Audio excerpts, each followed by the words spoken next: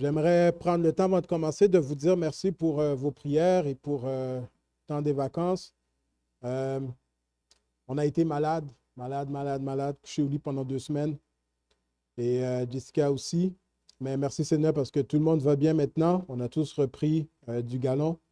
Et donc, mais ça a été un bon temps de repos quand même. Un bon temps de réflexion, un bon temps de se reposer, un bon temps de passer du temps avec le Seigneur et de revenir avec... c'est ça, une nouvelle année, une nouvelle vision, une nouvelle manière de voir les choses, de demander au Seigneur, Seigneur, qu'est-ce que tu as à dire à ton peuple pour cette nouvelle année? Où est-ce qu'on s'en va? Et une des choses qu'on regarde, qu'on fait souvent lorsqu'on commence l'année, c'est qu'on aime prendre des résolutions. Maintenant, je dis ça, mais je vous avoue un secret. Je n'ai jamais pris de résolution de ma vie pour la nouvelle année. J'ai essayé. J'ai remarqué que ça ne marchait pas. Fait que j'ai jamais été de ceux qui croyaient dans les résolutions de nouvelle année. Parce qu'en général, je prenais une résolution, puis après 3 jours, c'était fini. Il n'y avait plus de résolution, ça ne marchait pas. Même des résolutions spirituelles, hein. Ah, je vais lire ma Bible, ah, je vais prier. Non, ça ne tient pas. Fait que là, j'ai réfléchi pendant les dernières semaines, puis je me dis, Seigneur, je me suis posé la question. Est-ce que le mot résolution, c'est même dans la Bible? OK. Est-ce que c'est-tu biblique? Puis là, j'ai trouvé ça vraiment intéressant. Parce que, en cherchant, j'ai mis le mot résolu, pas résolution, mais résolu. Et j'ai été stupéfait de voir le nombre de fois où Dieu va dire, j'ai résolu de faire ceci. J'ai résolu de faire cela. Et à ma grande surprise, donc, le mot résolu est dans la Bible. Et à ma plus grande surprise de voir que Dieu lui-même prend des résolutions. Il prend des décisions et tout ça. Et donc, évidemment, ça m'a amené à dire, ben, si le Seigneur prend des résolutions, peut-être que moi aussi, je devrais en prendre. Donc, quelle résolution pour une nouvelle année? Ça veut dire quoi, prendre une résolution? Et donc, je me suis mis à chercher, à découvrir. D'abord, comme vous savez, ce que j'aime faire, c'est trouver une définition. Ça veut dire quoi? Ça veut dire quoi? Donc, d'où le thème. Nouvelle année, nouvelle résolution. Donc, première question que je me pose, c'est quel est le rôle d'une résolution dans les débuts d'une nouvelle année? On prend pour acquis certains mots. Et comme vous savez, je suis un gars qui est qui aime comprendre les mots, qui aime comprendre qu'est-ce que ça veut dire. Et donc, je me suis posé la question, mais qu'est-ce que résolution veut dire? Quelle est la définition? Et donc, en regardant sur Internet, en faisant quelques recherches, j'ai trouvé cette définition qui, pour moi, résumait bien la pensée. Donc, la définition est ceci. Une résolution, elle représente un engagement. Je souligne le mot engagement. Elle représente un engagement envers soi-même. Envers soi-même.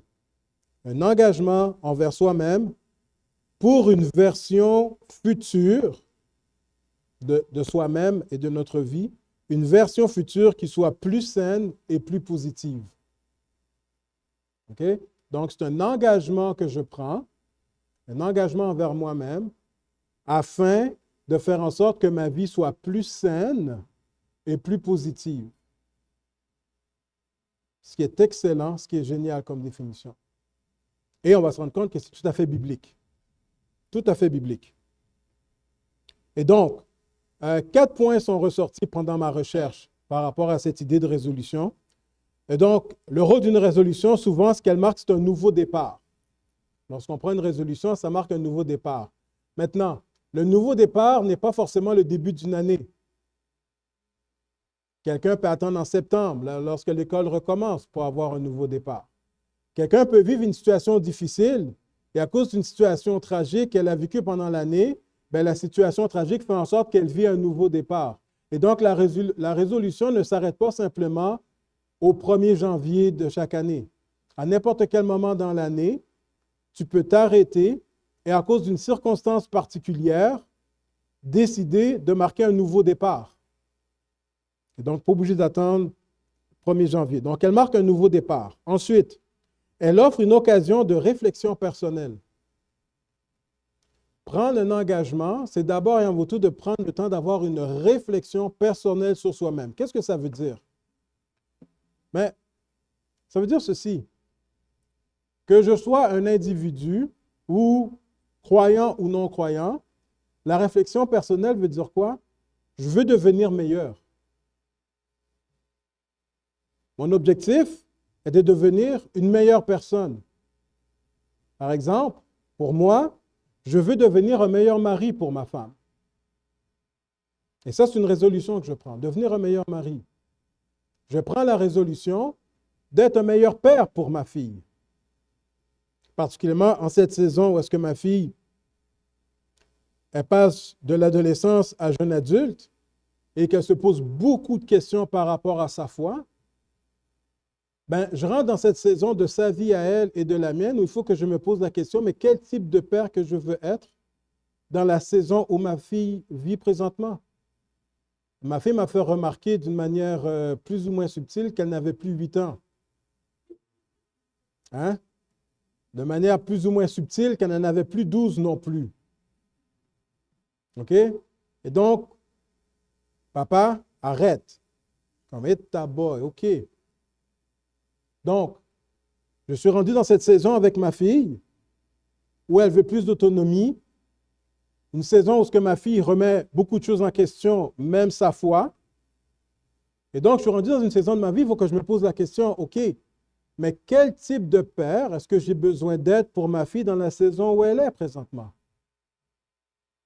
Donc, une occasion d'offrir une réflexion personnelle pour savoir comment est-ce que je peux devenir un meilleur père, un meilleur mari.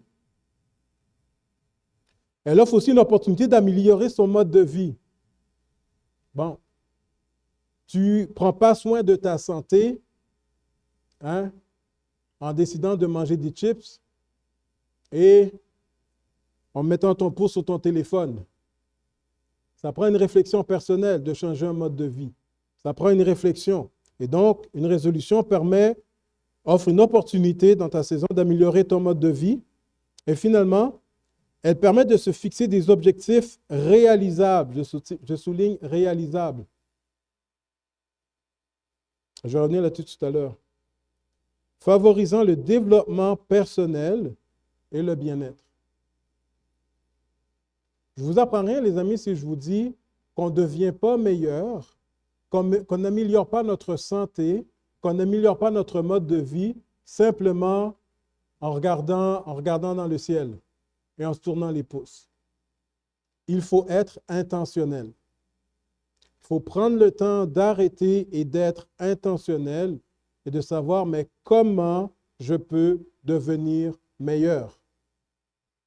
Je le répète, il faut que je sois intentionnel dans mon désir de devenir un meilleur mari, un meilleur père et un meilleur pasteur. Et ça ne viendra pas tout seul d'une manière automatique. Ça prend le fait d'être intentionnel. Maintenant, un de mes passages préférés dans l'Ancien Testament, c'est dans Josué, qui vient un peu résumer tout ça. Josué vient de rentrer dans la terre promise, ou ils sont sur le point d'entrer dans la terre promise. Et Josué va mettre le peuple au défi par rapport au fait de rentrer dans la terre promise. Donc, le fait de rentrer dans la terre promise, comme vous le savez, c'est 40 ans dans le désert à tourner en rond, 40 ans à vivre de la manne. Et là, maintenant, est venu le temps de passer dans une nouvelle saison. Et donc, le peuple d'Israël a passé 3 différentes saisons. D'abord, première saison de la nation d'Israël, ils sont en esclavage en Égypte. Première saison de leur vie.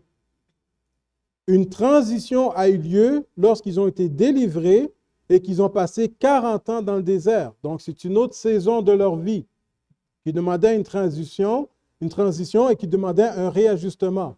Et là, maintenant, est venu le temps pour eux de rentrer dans la terre promise, ce qui demande encore une fois une transition. C'est une nouvelle saison dans laquelle ils rentrent. Et au moment où ils doivent rentrer maintenant dans la terre promise, Josué, donc, va faire cette déclaration au peuple concernant un choix qu'ils doivent faire.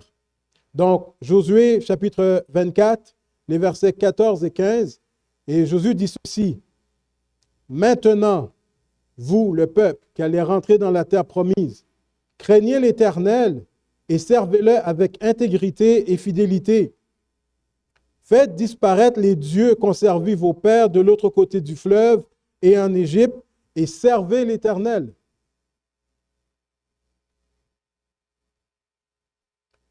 Et là, il va dire quelque chose d'intéressant. Et si vous ne trouvez pas bon de servir l'Éternel, ah tiens, et si vous ne trouvez pas bon de servir l'Éternel, il dit quoi? Choisissez.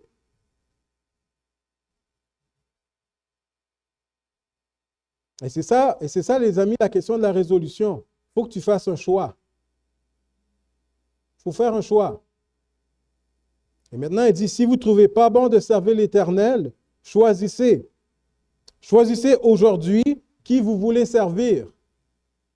Et je sais qu'on est dans une église, on vient de prendre le repas du Seigneur, on vient d'adorer le Seigneur, et pourtant ce matin, je vous pose la même question. Choisissez qui vous voulez servir. Et je trouve ça intéressant comme question, et je mets l'accent sur le mot servir. Il ne dit pas choisissez qui va vous servir. Il dit choisissez qui vous allez servir. Autrement dit, en choisissant qui tu vas servir, c'est que tu choisis un maître. Tu décides de choisir un maître. Choisissez qui vous allez quoi? Servir. Qui vas-tu servir cette année?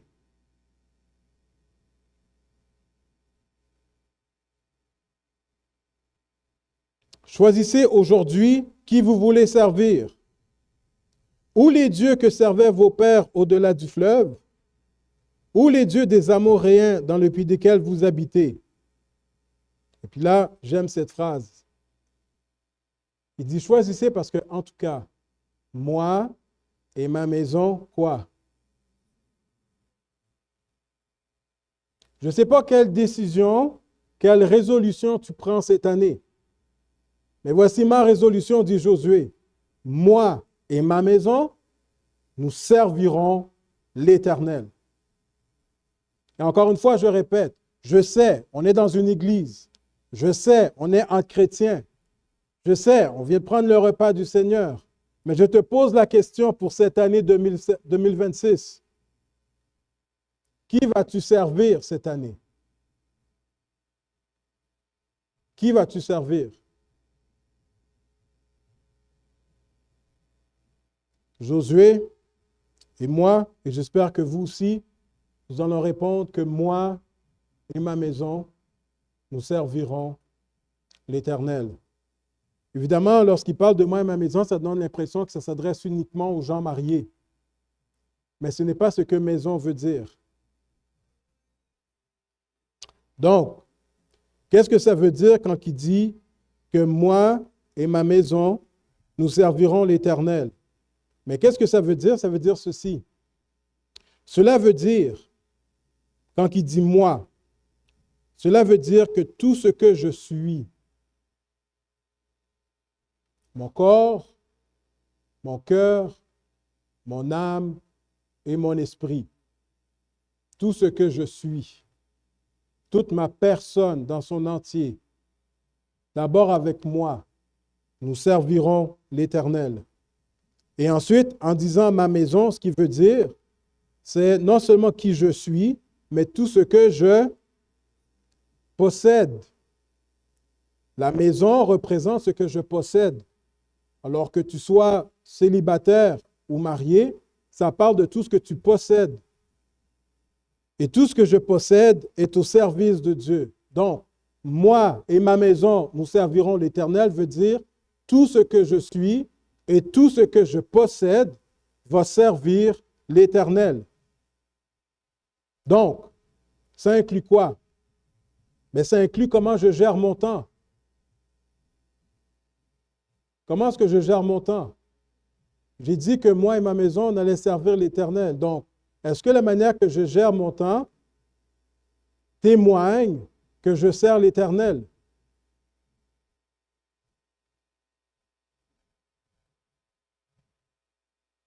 Ok, je vais être méchant. Je suis en train de réfléchir à ce que je devrais être méchant ou pas, mais je vais être méchant. Gérer mon temps. Gérer mon temps. Ici, on essaye, depuis 3 ans, on essaye de faire en sorte que chaque mercredi soir, on ouvre les portes de l'Église pour une étude biblique. Chaque mercredi soir, depuis au moins 3 ans. Et si tu es à l'Église depuis 3 ans et que tu n'as jamais en 3 ans participé à une étude biblique du mercredi soir, est-ce que tu comprends que je me pose la question sur la manière que tu gères ton temps? Je me pose la question. On essaye quoi? 50 semaines sur 52. 50 mercredis. On ouvre les portes pour une étude biblique. Et pas une fois, là je parle sur 3 ans, hein, je ne parle pas pour cette année, je parle sur 3 ans, depuis qu'on a commencé. Sur 3 ans, pas une fois, est-ce que j'ai le droit de me poser la question sur la manière que tu gères ton temps? Est-ce que j'ai le droit? Réunion de prière, activité. Comment tu gères ton temps? Comment tu gères ton argent? Où est-ce que tu investis ton argent? Et encore une fois, comme vous savez, j'ai déjà dit ici, ce n'est pas une question de donner tout ton argent puis de devenir pauvre. C'est juste une question de savoir, est-ce que tu investis dans le Seigneur? Est-ce que tu investis dans le Seigneur? Je vous donne un exemple, je vais parler de ça tout à l'heure. C'est quand la dernière fois que tu as acheté un livre sur un commentaire biblique ou un livre chrétien? Simplement un livre chrétien. OK? Pose-toi la question. C'est quand la dernière fois que tu as investi de l'argent, toi, pour acheter un livre chrétien? Que ce soit un commentaire biblique, de réflexion ou peu importe. Est-ce que cela fait partie de ton budget? Merci. Comment je gère mes biens? Est-ce que tout ce que je possède est au service de l'Éternel? Évidemment, pour terminer, comme je l'ai dit, ma pensée. Est-ce que la manière que je pense ou que je réagis témoigne que je sers l'Éternel? Est-ce que mon langage, quand je parle, témoigne que je suis un serviteur de l'Éternel? Par exemple, la manière que je parle à ma femme, est-ce que ça témoigne que je sers l'Éternel? La manière qu'elle parle à moi, la manière qu'on parle avec Léa Maud, est-ce qu'on témoigne qu'on est enfant de Dieu? La manière que je vous parle. Donc, est-ce que mes pensées reflètent que je suis un serviteur de l'Éternel? Et donc, voici l'idée. La résolution, les amis, ne se trouve pas dans les détails. OK? Je prends la résolution que je vais aller faire 3 fois du gym. Non, ce n'est pas vrai. La résolution, par exemple, que cet hiver, je vais aller faire du patin. Non, non, pas forcément. Même si certains pourraient me tordre le bras pour le faire. La résolution ne rentre pas dans les détails. La résolution, c'est dans le fait d'une manière de penser et d'être. C'est une manière de penser et d'être. Est-ce que je veux cette année être un meilleur chrétien que je l'étais l'année passée? C'est ça la résolution. Ce n'est pas savoir combien de fois tu vas lire ta Bible, on va revenir là-dessus, là. Combien de fois tu lis ta Bible, tu vas participer aux réunions de prière. Ce n'est pas ça la résolution. La raison, c'est est-ce que je suis intentionnel dans mon désir de devenir un meilleur chrétien cette année?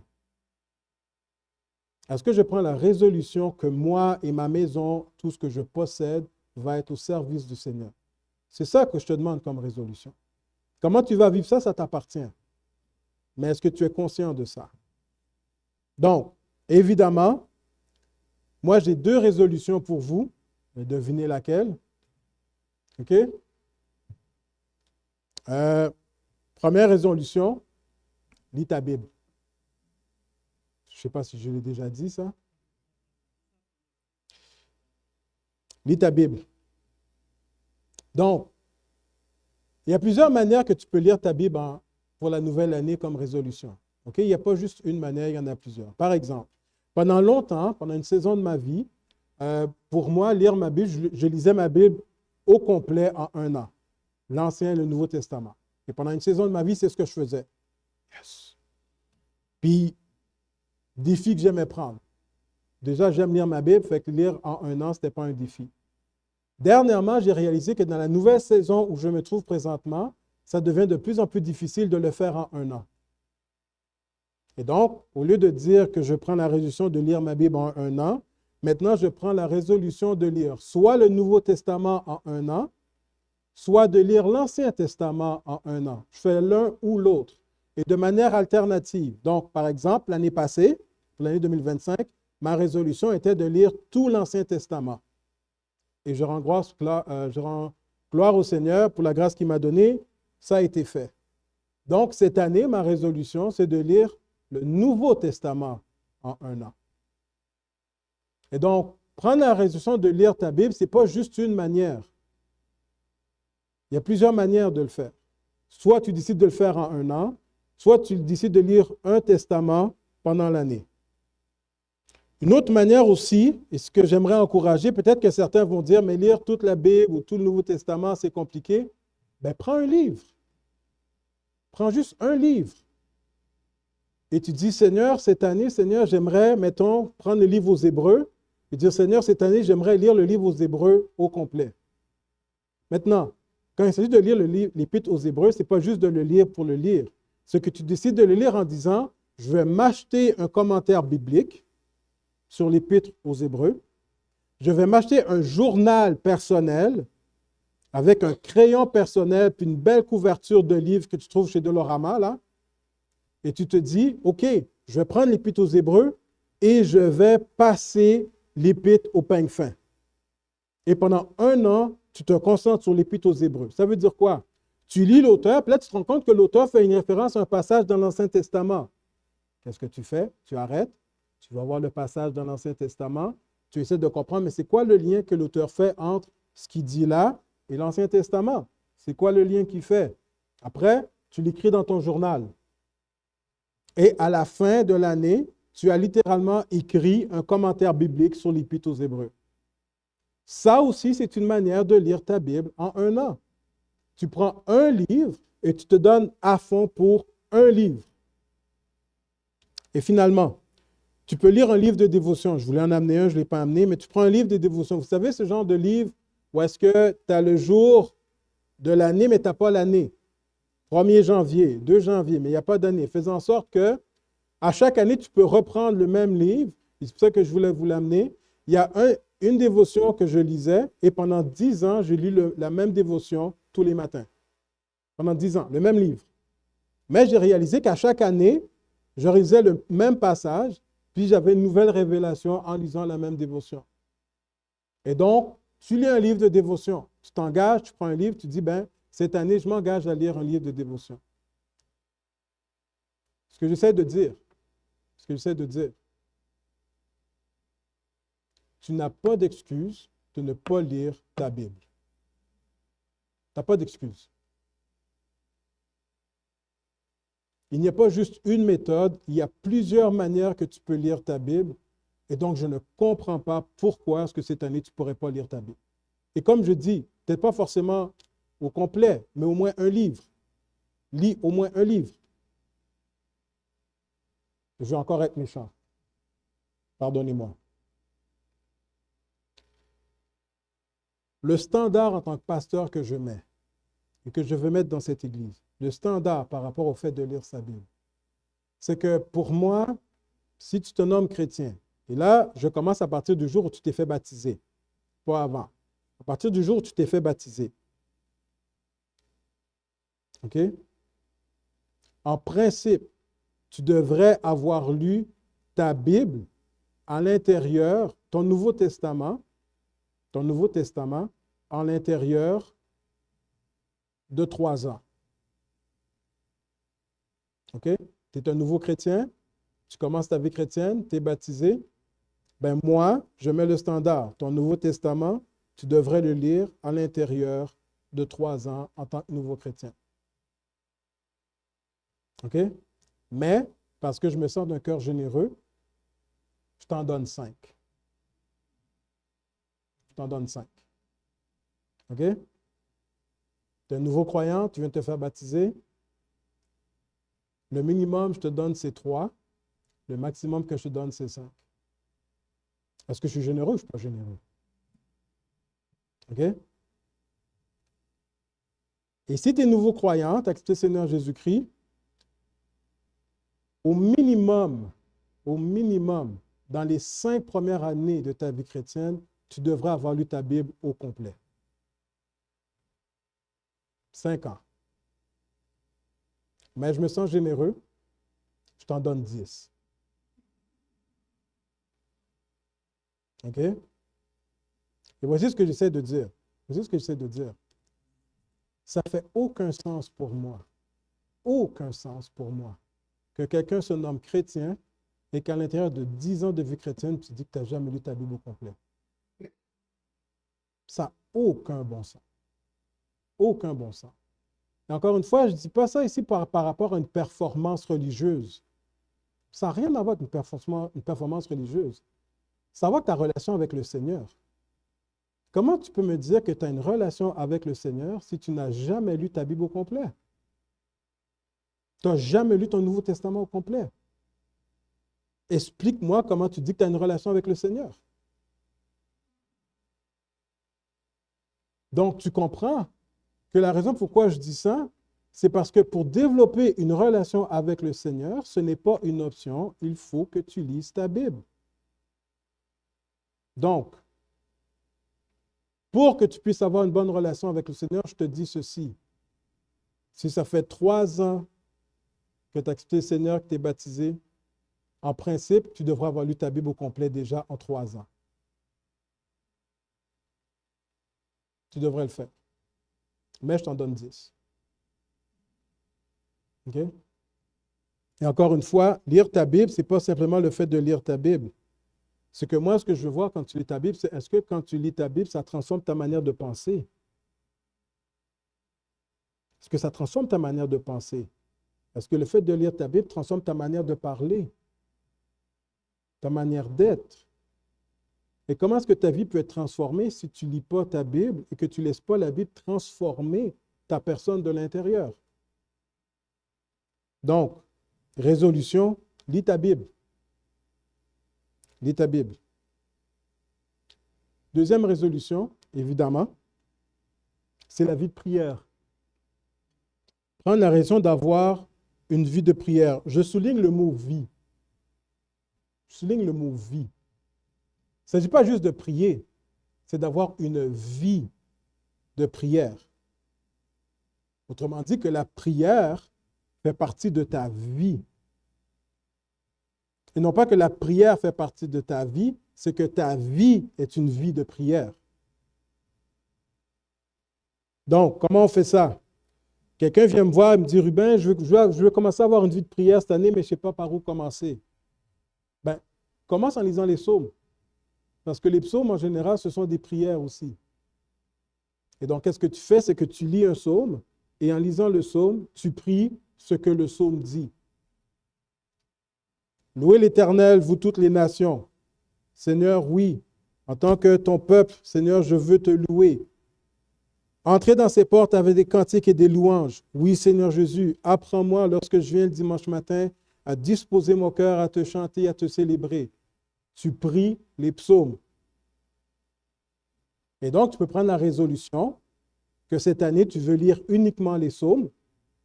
Tu dis, on va lire les 150 psaumes cette année, sauf qu'en lisant les psaumes, tu fais des psaumes aussi ta vie de prière et tu pries les psaumes en même temps. Si ce n'est pas bon, tu peux commencer aussi ta vie de prière basée sur le Notre Père. Par exemple, je ne dis pas de réciter le Notre Père comme, par exemple, avec ton chapelet ou je ne sais pas trop. Il ne s'agit pas de répéter, mais de comprendre.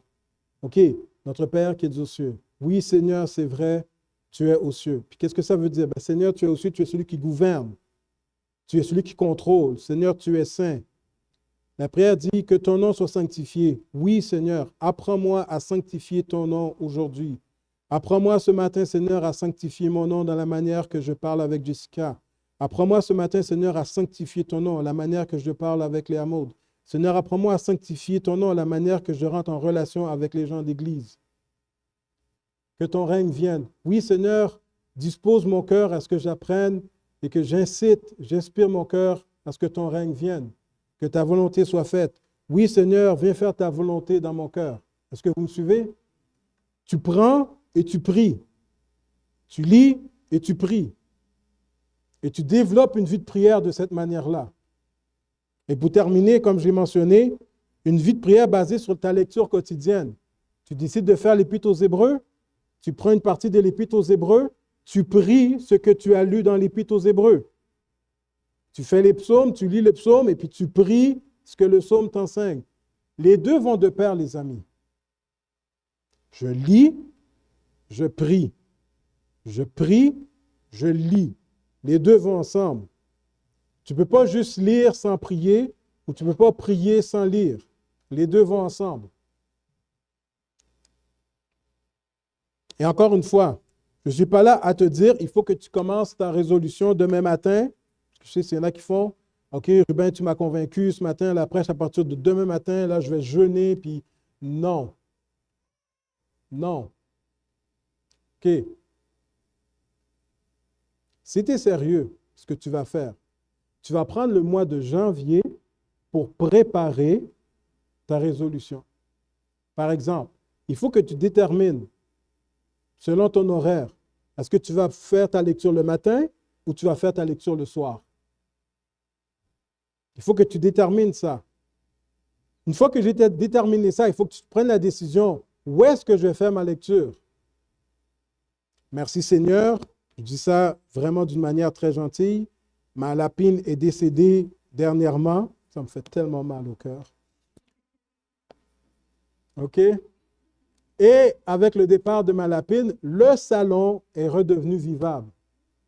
Donc, le lapin est dans le paradis des lapins, si jamais telle chose existe. Mais j'ai pris la résolution que mon temps de dévotion serait dans le salon.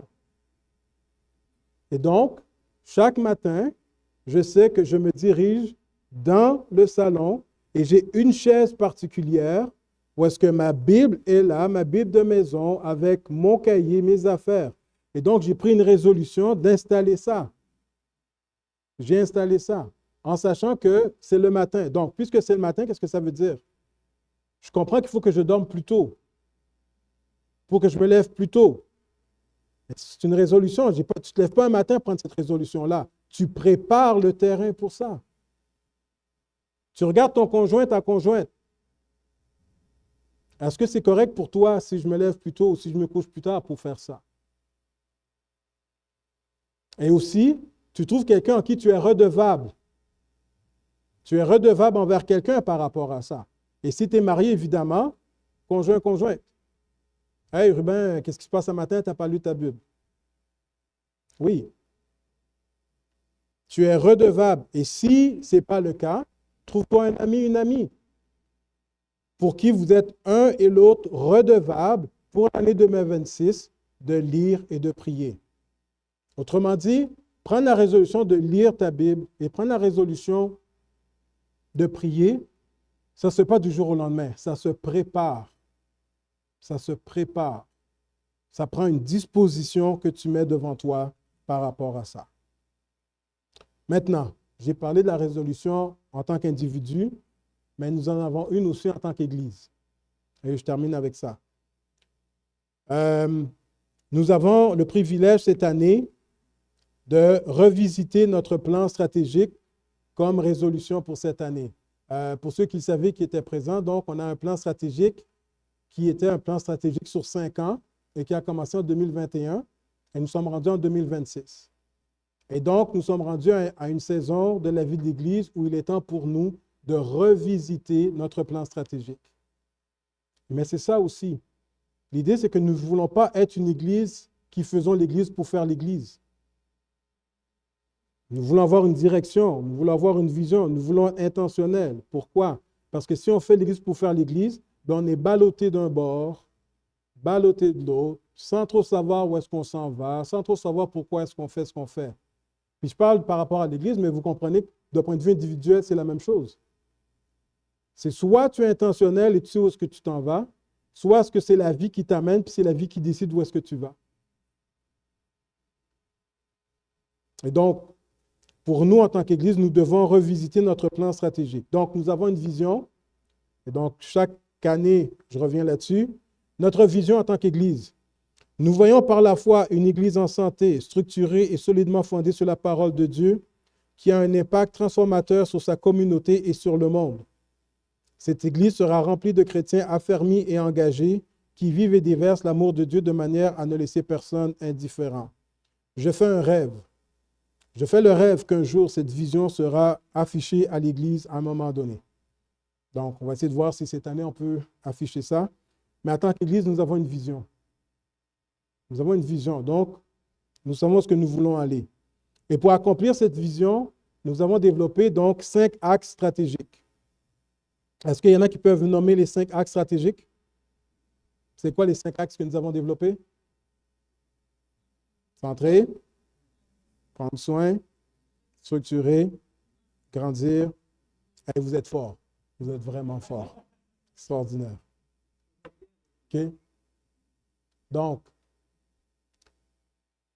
le but, ce n'est pas de faire passer un examen pour savoir si vous avez 5 sur 5 ou 3 sur 5. Le but, c'est de comprendre qu'en tant qu'Église, on va quelque part.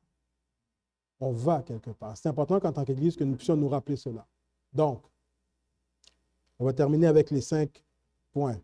En tant qu'Église, nous avons pris la résolution d'être une Église centrée sur Christ.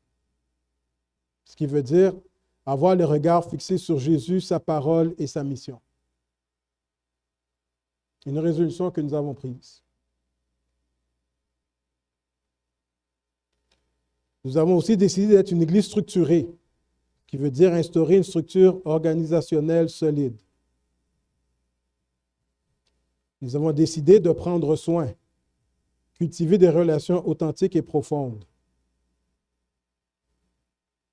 Nous avons décidé de grandir, favoriser la croissance spirituelle des membres de l'Église et finalement de briller, partager la beauté de l'Évangile. Ça, les amis, ça nous sert de balise par rapport à notre Église, pour notre identité, pour accomplir notre vision, mais aussi pour savoir quel type d'Église qu'on veut être et où est-ce que nous voulons aller. Nous sommes intentionnels sur qui nous sommes et ce que nous voulons accomplir. Et c'est important qu'en tant qu'Église, vous soyez au courant de ça, en sachant que lorsque vous devenez membre et en participant à l'Église, voici la direction où est-ce que nous allons.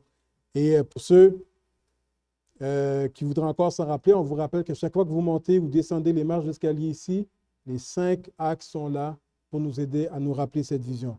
Je vais inviter les musiciens. Donc, je termine là-dessus.